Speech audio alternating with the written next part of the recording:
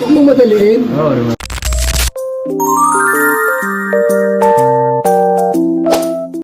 The biggest event ng taon, birthday ng ating Bibi Viancy, dinagsa at Kalingap Edu nakatikim agad kay Kuya Val. Ano po kaya ito mga Kalingap? Atin ang alamin at pag-usapan ngayong araw. Pero bago po ang lahat, isang mapagpalang araw at gabi sa inyong lahat. Mag love shoutout sa lahat ng ating listeners, viewers, and subscribers saan mang sulok ng mundo. Mapaluzon, Visayas at Mindanao. Lalong-lalo na po sa ating mga kababayang OFW. Kamusta po kayo mga Kalingap? Mabuhay po kayo hanggat gusto nyo. At kung bago ka pa lang sa aking munting YouTube channel, huwag ka nang mahiyang mag-subscribe, like, share, and comment. Huwag mo na rin kalimutang i-click ang notification bell nang sa ganon ay updated ka sa aking mga paparating na video. At syempre, patuloy po natin suportahan sina Kalingap Rab at ang ating ama ng Kalingap, ang nag-iisang founder, si Kuya Val Santos Matubang. Kung maaari po ay no skip ads nang sa ganon ay mas marami pa tayong malingap na nangangailangan.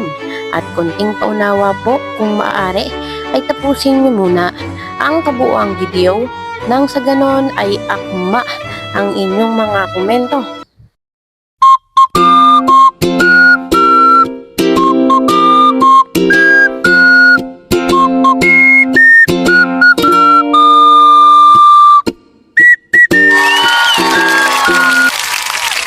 Ayun, today is the day. Ito na nga po mga Kalingap, ang inaabangan ng lahat, ang dibo po ng ating Bibi Viancy. Abangan po natin mga Kalingap ang mga kaganapan mamaya sa live ni Kalingap Rab. Sa wakas ay nasa tamang edad na, nasa wastong edad na po si Viancy.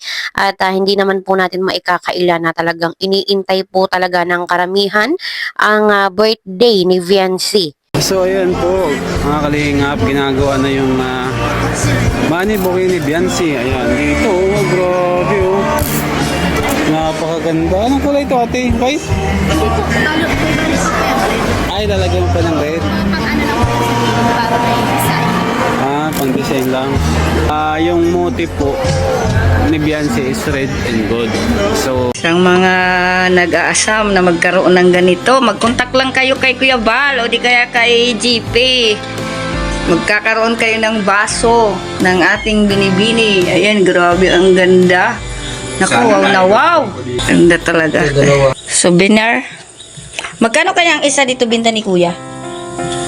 250 yata. Wow, 250 pesos. Mag-order na kayo nito habang nasa ibang bansa kayo.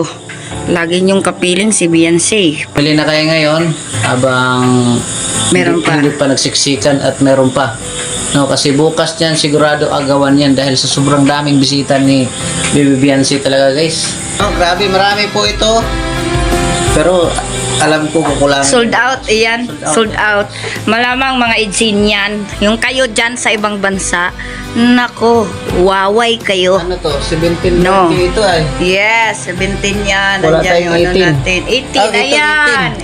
Ayun, napanood nyo naman po mga Kalingap na talagang sobrang pinaghandaan po ng mga sponsors ang birthday ni Viancy. Kumbaga ay talagang noon pa man ay talagang nakaredy na po ang mga sponsor para po sa mga ibibigay nilang money bouquet. At hindi naman po mga Kalingap katakataka na pagkatapos po ng birthday ni Viancy ay baka po 500,000 ang kanyang maiuwi. Or baka po abutin pa ng 1 milyon. Hindi po yun malabo mga Kalingap dahil noon pa man, kung natatandaan nga po natin, nung nakaraan pong birthday ni Viancy, nung kanyang 17th birthday, ay talagang umapaw po ng mga biyaya. Ano pa po ngayon na talagang dibo niya, talagang hindi po maiiwasan na talagang limpak-limpak na salapi ang kanyang maiuuwi. At doon naman po sa mga souvenir na ibibigay ni Viancy ay meron pong pabango, baso at magnet.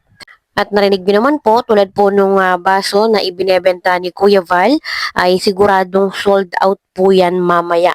At kung napapanood nyo nga din po mga Kalingap, doon po sa vlog ni Dr. Love, ay mayat maya po yung dagsa ng mga bisita. Last week pa ay meron na pong dumating at yun nga po ay nung nakaraang araw ay mayat maya na po yung dating ng mga bisita at karamihan nga po dito rin ay mga sponsors at mga supporters ng EDC. At kitang-kita naman po natin mga kalingap kung gaano po kadami ang nagmamahal sa EDC. At masasabi po natin na talaga itong birthday po, ito pong debut ni Viancy ay masasabi natin na the biggest event po ng kalingap. Bihira po mga kalingap yung ganitong event na talagang marami pong pupuntang mga bisita. Kaya abang na lang po natin mga kalingap mamaya ang magiging kaganapan dahil po alam ko na marami pong mangyayaring mga pasabog.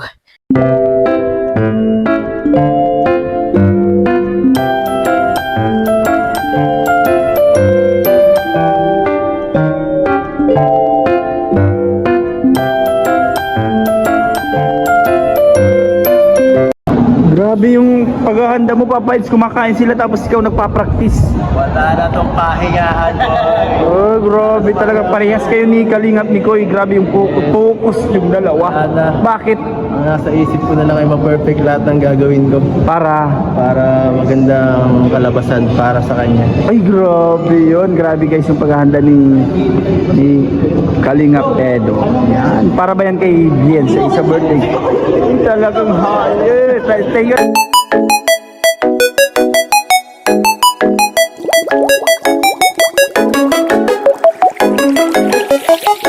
Ayun, kitang-kita po natin mga kalingap kung gaano po nagpupursige si Kalingap Edu na mabigyan po ng magandang performance mamaya ang debut ng kanyang wifey. Talagang may sarili po siyang practice, okay lang kahit malipasan ng gutom basta makabisado niya yung step na ginagawa niya. So, mapapanood po natin mga kalingap yung kanyang effort, yung kanyang pong pagpapagod para po dito sa magandang kalalabasan ng kanyang practice. At alam kong marami na po sa inyo ang excited mamaya sa lahat ng mga mangyayari. At sa kabilang dako nga po mga kalingap, dahil nga po nasa wastong edad na ang ating wifey, ang ating pambansang wifey, ang tanong po ng madami, ay sasagutin na kaya ni Viancy itong si Habi? At ito pong mga katanungan natin, alam naman po natin ang sagot. Ang tanging mga kasagot lang ay ang EDC, yun pong dalawa. So, maaaring mamaya ay malaman na po natin yung kasagutan dahil hindi naman po natin alam kung ano po talaga yung plano nila. Kung meron bang mga pag-amin na mangyayari, meron bang mga proposal na magaganap. At dahil nga po mga kalingap nasa legal age na itong ating Bibi Viancy, ay meron pong payo si Kuya Val. Panoorin po natin. Huwag mong madaliin. Oo naman po. Dapat ang babae po ay mag-hindi muna sa pagkadalaga. Para dalaga po lang, tapos ipilitin mo agad. Ay mali yan. Dapat mag-hindi muna siya. Diba? Kahit after 2 years, pwede naman siguro. Pwede. Pwede Pwede daw. Sige po lang yung pagkadalaga.